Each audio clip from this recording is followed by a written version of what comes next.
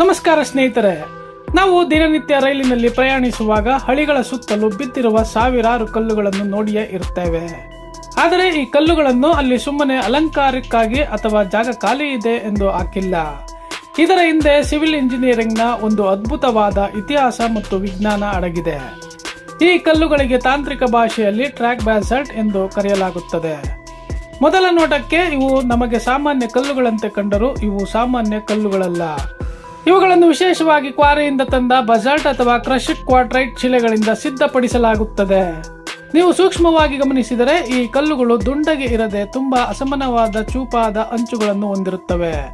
ನದಿ ತೀರದಲ್ಲಿ ಸಿಗುವ ನಯವಾದ ದುಂಡು ಕಲ್ಲುಗಳನ್ನು ಇಲ್ಲಿ ಎಂದಿಗೂ ಬಳಸುವುದಿಲ್ಲ, ಏಕೆಂದರೆ ದುಂಡಗಿನ ಕಲ್ಲುಗಳು ಒಂದರ ಮೇಲೊಂದು ಬಿದ್ದಾಗ ಅವು ಸುಲಭವಾಗಿ ಉರುಳಿ ಹೋಗುತ್ತವೆ. ಆದರೆ ಈ ಚೂಪಾದ ಅಂಚುಳ್ಳ ಕಲ್ಲುಗಳು ಒಂದಕ್ಕೊಂದು ಗಟ್ಟಿಯಾಗಿ ಲಾಕ್ ಆಗುತ್ತವೆ, ಅಂದರೆ ಇಂಟರ್ಲಾಕ್ ಆಗುತ್ತವೆ. ಹೀಗೆ ಇಂಟರ್ಲಾಕ್ ಆದಾಗ ಇವು ಒಂದು ಗಟ್ಟಿಯಾದ ಬೇಸ್ ಅಥವಾ ತಳಹದಿಯನ್ನು ಸೃಷ್ಟಿಸುತ್ತವೆ. ರೈಲ್ವೆ ಟ್ರ್ಯಾಕ್ ರಚನೆಯನ್ನು ನಾವು ಕೆಳಗಿನಿಂದ ನೋಡಿದರೆ ಅದರಲ್ಲಿ ಹಲವು ಪದರಗಳಿರುತ್ತವೆ. ಎಲ್ಲದಕ್ಕಿಂತ ಕೆಳಗೆ ನೈಸರ್ಗಿಕವಾದ ಗಟ್ಟಿ ಮಣ್ಣಿನ ನೆಲ ಇರುತ್ತದೆ. ಆ ಮಣ್ಣಿನ ಮೇಲೆ ಸಣ್ಣದಾಗಿ ಪುಡಿ ಮಾಡಿದ ಕಲ್ಲು ಮತ್ತು ಮರಳಿನ ಮಿಶ್ರಣವನ್ನು ಹರಡಲಾಗುತ್ತದೆ. ಅದರ ಮೇಲೆಯೇ ಈ ದೊಡ್ಡ ದೊಡ್ಡ ಬೆಸಾಲ್ಟ್ ಕಲ್ಲುಗಳು ಅಳವಡಿಸಲಾಗುತ್ತದೆ. ಈ ಕಲ್ಲುಗಳ ಮಧ್ಯದಲ್ಲಿ ಕಾಂಕ್ರೀಟ್ನಿಂದ ಮಾಡಿದ ಆಯತಾಕಾರದ ಬ್ಲಾಕ್ಗಳನ್ನು ಇಟ್ಟಿರುತ್ತಾರೆ. ಇವುಗಳನ್ನು ರೈಲ್ವೆ ಸ್ಲೀಪರ್ಸ್ ಎಂದು ಕರೆಯಲಾಗುತ್ತದೆ. ಹಳೆಯ ಕಾಲದಲ್ಲಿ ಕಾಂಕ್ರೀಟ್ ಬದಲಿಗೆ ಗಟ್ಟಿ ಮರದ ದಿಮ್ಮಿಗಳನ್ನು ಬಳಸಲಾಗುತ್ತಿತ್ತು.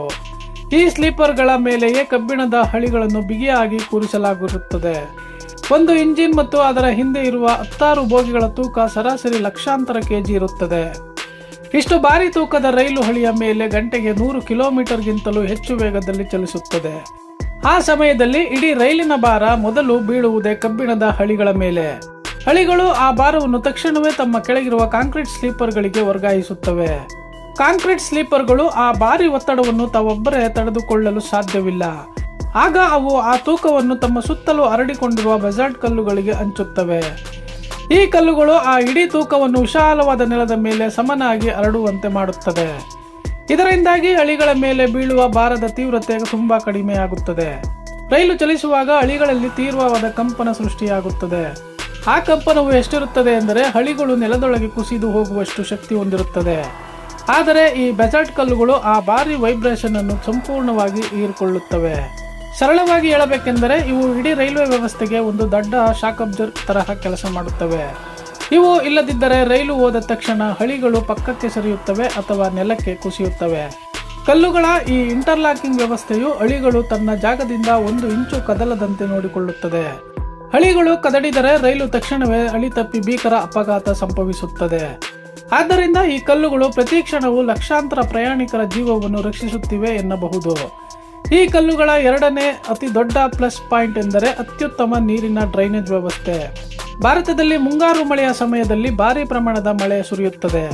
ಮಳೆಯ ನೀರು ಏನಾದರೂ ಹಳಿಗಳ ಕೆಳಗೆ ನಿಂತರೆ ಅಲ್ಲಿನ ಮಣ್ಣು ಮೆತ್ತಗಾಗಿ ಕೆಸರಾಗುತ್ತದೆ. ಕೆಸರಾದ ನೆಲದ ಮೇಲೆ ಭಾರಿ ತೂಕದ ರೈಲು ಹೋದರೆ ಇಡೀ ಟ್ರ್ಯಾಕ್ ಕುಸಿದು ಹೋಗುತ್ತದೆ. ಆದರೆ ಈ ಕಲ್ಲುಗಳ ಮಧ್ಯೆ ಸಾಕಷ್ಟು ಖಾಲಿ ಜಾಗ ಇರುತ್ತದೆ. ಮಳೆ ನೀರು ಬಿದ್ದ ತಕ್ಷಣ ಈ ಕಲ್ಲುಗಳ ಮೂಲಕ ಸರಾಗವಾಗಿ ಹರಿದು ಕೆಳಗೆ ಹೊರಟು ಹೋಗುತ್ತವೆ. ಹಳಿಗಳ ಸುತ್ತಲೂ ಎಲ್ಲೂ ಒಂದು ಹನಿ ನೀರು ನಿಲ್ಲದಂತೆ ಈ ಕಲ್ಲುಗಳು ನೋಡಿಕೊಳ್ಳುತ್ತವೆ. ನೀರು ನಿಲ್ಲದೇ ಇರುವುದರಿಂದ ಟ್ರ್ಯಾಕ್ನ ಕೆಳಗಿರುವ ಮಣ್ಣು ಯಾವಾಗಲೂ ಗಟ್ಟಿಯಾಗಿ ಮತ್ತು ಒಣಗಿಯೇ ಇರುತ್ತದೆ. ಮೂರನೆಯದಾಗಿ ಹಳಿಗಳ ಮೇಲೆ ಗಿಡಗಂಟೆಗಳು ಅಥವಾ ಕಾಡು ಬೆಳೆಯದಂತೆ ತಡೆಯುತ್ತದೆ. ಹಳಿಗಳ ಸುತ್ತ ಬರೀ ಮಣ್ಣಿದ್ದರೆ ಅಲ್ಲಿ ಮಳೆಗಾಲದಲ್ಲಿ ಹುಲ್ಲು, ಗಿಡಗಳು ಮತ್ತು ಸಣ್ಣ ಮರಗಳು ಬೆಳೆದು ಬಿಡುತ್ತವೆ.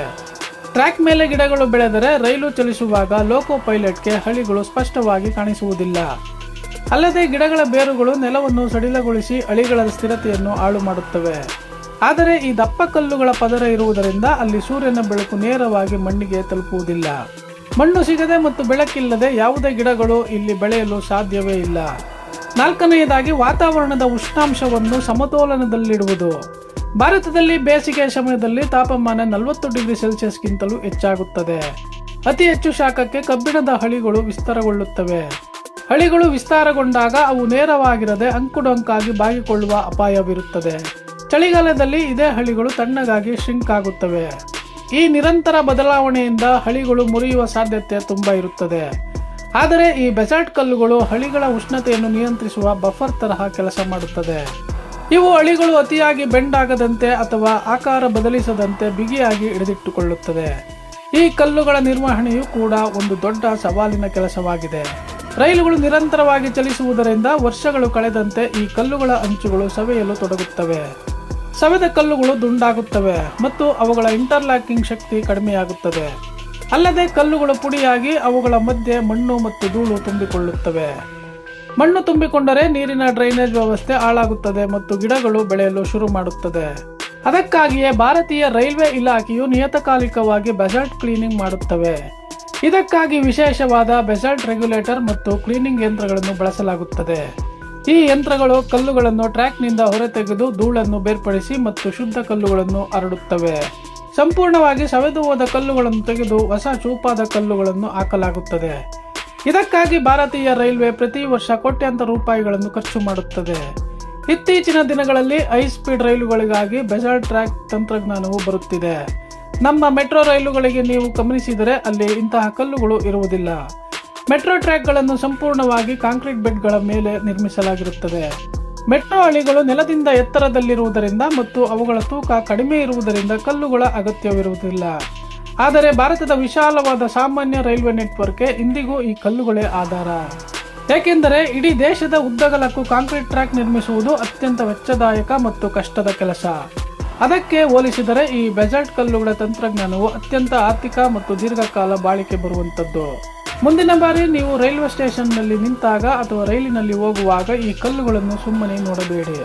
ಅವುಗಳ ಹಿಂದೆ ಇರುವ ಇಂಜಿನಿಯರಿಂಗ್ಗಳ ಬುದ್ಧಿವಂತಿಕೆ ಮತ್ತು ವಿಜ್ಞಾನವನ್ನು ನೆನಪಿಸಿಕೊಳ್ಳಿ. ಒಂದು ಸಣ್ಣ ಕಲ್ಲು ಕೂಡ ಇಷ್ಟೊಂದು ದೊಡ್ಡ ಜವಾಬ್ದಾರಿಯನ್ನು ಹೊರಬಲ್ಲದು ಎನ್ನುವುದೇ ಆಶ್ಚರ್ಯದ ಸಂಗತಿ.